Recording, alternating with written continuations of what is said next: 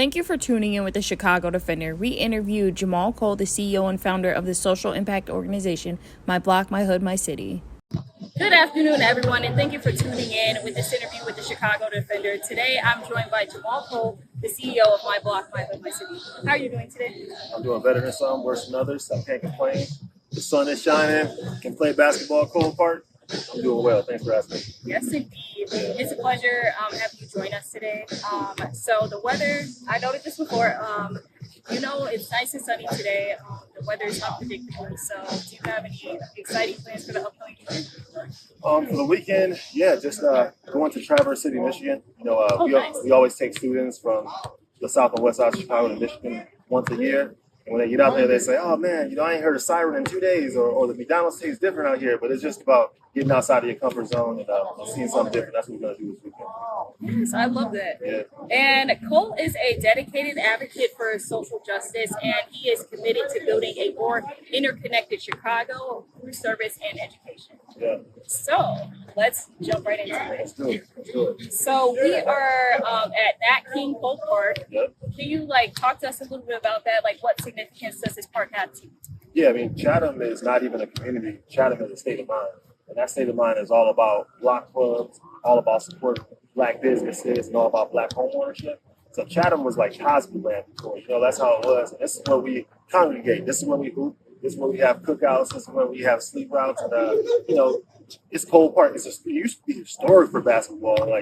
Benji used to hoop here. All the legends used to hoop here. But now, now I'm the legend. That's who knows that. I'm not a legend. So. And can you tell us more about yourself? What neighborhood are you from? And just an overview of your life story. Yeah, so I'm from a place called North Chicago. And, let me see, my life story. I would say, man, I grew up on food stamps. So my mom would give me a food stamp, my brother a food stamp, my sister a food stamp. So spend 10 cents each and bring me back $2.70 so I could buy some bleach. Because you couldn't use the food stamps to buy basic toiletries. Yeah. And so that's how I grew up. I grew up loving the basketball courts because this was my place of refuge. This is where I slept with my basketball. I'm going to the league. I'm going to the NBA and getting out the hood. So it's I grew up like most kids, wanting to play basketball or rap. I went to college in Nebraska playing basketball, and it took me around the world. It was just a really good, that's where it all started on the park. Yeah, I love that. Yeah. And can you tell us more about your organization, My Block, My Hood, My City? Yeah. So My Block, My Hood, My City, we're like the Red Cross of the neighborhood. So our mission is to take care of people no matter what. So if there's a snowstorm, we shovel snow for seniors. If there's a heat wave, we deliver water and deliver fans to seniors. If there's a rim being taken down in the neighborhood, we bring portable rims so kids can hoop. We're all about,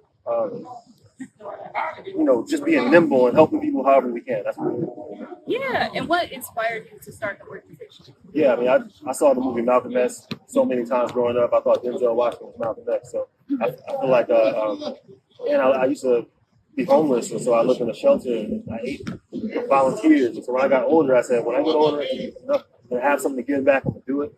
And if you do what you love, I feel like you start doing relationships to help you. And I'm walking in my purpose since Air Force One. God has just been blessing me. So, yes. Most definitely. Yeah. And so My Block, My Hood, My City has a mission to inspire youth, empower communities, and build a better world one block at a time. Yeah. So can you elaborate more on what M3 does to inspire the youth in Chicagoland? Yeah, so a lot of kids in Chicago, they've never been downtown, they've never waited for a taxi, they've never been on an elevator. They see Lake Michigan and they say, what ocean is that, right? So what we do is that we take teenagers from these under-resourced communities on educational field trips, and we expose them to different cultures, professions, cuisine. So if there's 15 currency exchanges in your neighborhood, there's no banks. If you ask a kid, what's a job at a bank, they don't know. So we'll take those kids to banks so they can see all the jobs. Kids, they want to be rappers and basketball players. That's great. I can take that same kid to Gatorade and they can learn about consumer engagement. Yeah. And then they'll be like, I want to be a consumer engagement specialist, because they've never seen it. So you show kids better, they do better. So when it comes to youth, we're all about exposure and showing them better. Yeah, most definitely. And so M3 empowers underprivileged youth through educational programs and field trips. So can you highlight the most notable field trips and what impact did this have on the youth? Yeah, so one of the most notable field trips I would say is taking kids to Traverse City, Michigan. Like I told you earlier, a lot of kids have never left Chicago, but we take 15 students to Traverse City every year. And when they get out there, they say, man, the McDonald's tastes different out here. They use real beef. Or, when you're looking over your shoulder all the time, if you go somewhere where you don't have to look over your shoulder, you actually can be a kid and start riding the bike and playing volleyball and having fun. And so we also, when they get back to Chicago after being in Traverse City for 3 days, you know what they say?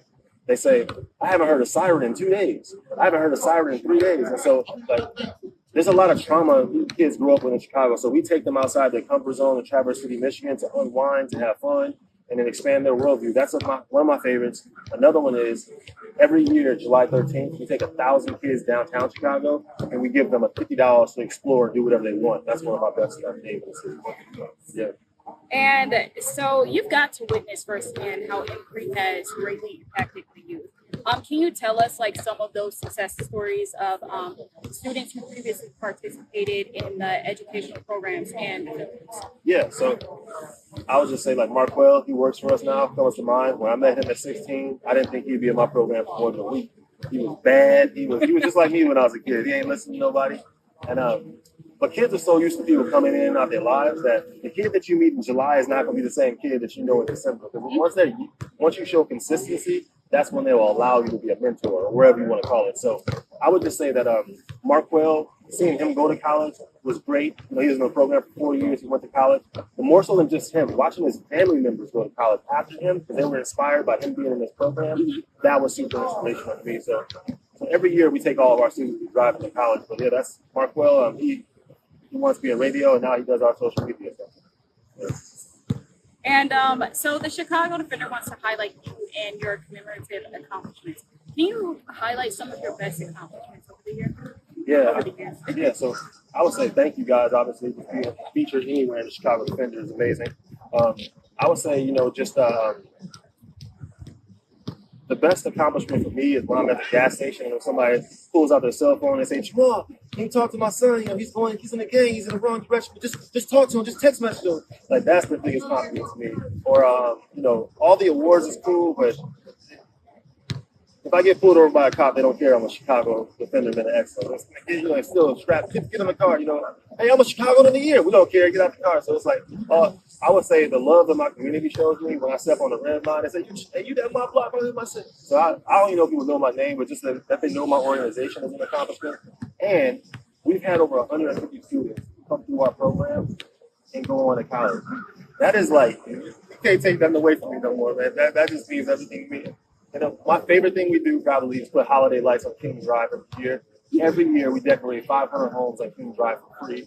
We put trees, holiday lights, ribbons, bows. We decorate 500 poles. And it's Dr. Martin Luther King Drive, So just that little thing can inspire hope and interrupt trauma. So I would say, but just being featured in the Defender, as a kid that, it's Chicago, the Chicago Defender. Come on, man. Just being featured in that really made my grandma proud, my parents proud. It really makes me, I know I'm standing on shoulders of giants, so that's what makes me happy. Yeah. And so you've been honored and highlighted in various publications, including speaking in front of President Barack Obama and being named Chicagoland of the Year. How has this recognition impacted your life? Like I said, I still get pulled over by a cop once every 2 weeks, so I feel like it just lets me. It actually encouraged me to do more for my community. Because my perspective is not one that I don't have a frog's perspective. I don't really look at white people and be like, oh my God, I'm trying to expand. But I'm actually an activist, and so I'm all the awards. What they really do is empower me and encourage me to do more. I take it as a challenge to do more. It's not just, oh, you made it. No, it's Jamal, you're on the right path. Keep on doing more. And I never got one award for basketball. I never got one award for football. But to get awards for community organizing, man, it's something that I'm proud of, and I know my kids are going to see, and their kids are going to see. So that's awesome. Legacy. Yeah. And what is your personal social justice mission, and how do you anticipate accomplishing your mission? Yeah, my son's name is Justice. You know what I mean? And so my personal goal is to leave the block a better place than it was when I came. To not wait for somebody's permission, not ask for permission to be a leader, to be a leader and to try. When I read Dr. King's eulogy, he was like, he said, man, I was just trying my best to be right. Dr. King got to try to be right. And I feel like that's all I'm trying to do too. I'm trying to be right when it comes to exposing kids. I'm trying to be right when it comes to forming block clubs. I'm trying to be right when it comes to hanging holiday lights. I'm trying to be right when it comes to being a positive mentor. That's all I'm trying to do is like use whatever light is inside me to spread light. That's what I'm trying to do. Yes.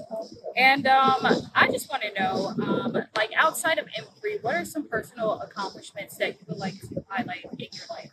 Yeah, I want to see my team members win multiple awards. I want to see. I want to be a mayor of Chicago. I've been saying that for a while since I've been. So, but not only I want to be a mayor, I want to be a great mayor. I want to be the type of mayor that would actually go to the middle schools and high schools and start my day off like that every day speaking at those schools. I want to arouse enthusiasm in the city. I want kids to look at me and say, if that dude can come from a homeless shelter and do it, I know I can do that. And that is like I'm just hoping God just keeps a battery in my back and keeps on giving me the energy. Yes, that's my goal. Yeah. Yes, indeed. Yeah. And when you envision a better and newly reformed Chicago, what would you like to see reformed in the community? Yeah, I'd like people to, instead of waiting for big city government to fix things, I'd like them to ask themselves, what's something simple I can do to make a difference? Like, what could you do to make a difference in your block? Start small. If there's 15 houses on this side of the street and 16 houses on that side of the street, can you form a block club for yourself? Can you pick up the trash? Can you clean up the alley? Can you put some flowers in the window if there's a bulletproof glass window there? Like, what's something simple you can do? And I would like to see, like, everybody, if you do something simple in Chatham, I do something simple in Inglewood, you do something simple in Pilsen, that can all create a wave of change together. But everybody's waiting for the big city government to know what is something simple you can do. And that's what I want to inspire people. Like, man, yes, it makes a difference. Even if it's a tiny ripple, that can create a wave of change. That's what I want to inspire.